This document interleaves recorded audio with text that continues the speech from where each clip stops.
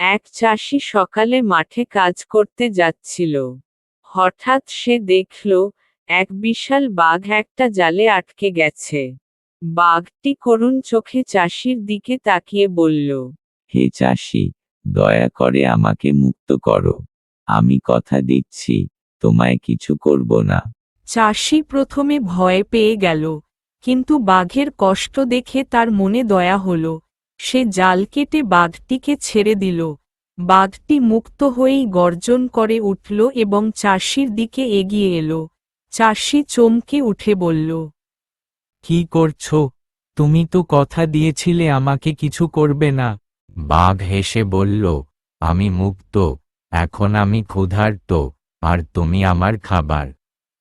চাষি তখন বলল, ঠিক আছে, কিন্তু আগে আমাদের বিচার করুক কেউ। দেখা যাক, কে ঠিক বলছে। তারা হাঁটতে হাঁটতে এক গাছের কাছে গেল। চাষি সব বলল। সব শুনে গাছ বলল, মানুষ তো সবসময় আমাদের কেটে ফেলে, আমাদের কষ্ট বুঝে না। আমি বাঘের পক্ষে। এরপর তারা এক গরুর কাছে গেল। গরুও বলল, মানুষ আমাকে সারা জীবন দুধের জন্য ব্যবহার করেছে, শেষ বয়সে ফেলে দিয়েছে, আমি বাঘের পক্ষে।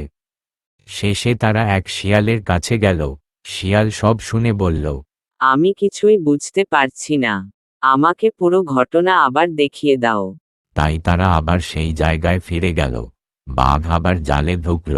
তখনই শিয়াল চটপট জাল বেঁধে বলল, এবার থাকো এখানেই, তুমি প্রতিশ্রুতি ভঙ্গ করেছ। অন্যের উপকারের বদলে বিপদ আনো।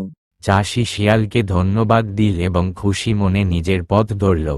তো বন্ধুরা, ভিডিওটি ভালো লাগলে লাইক, কমেন্ট ও শেয়ার করুন এবং চ্যানেলটি সাবস্ক্রাইব করে আমাদের পাশে থাকুন। ধন্যবাদ।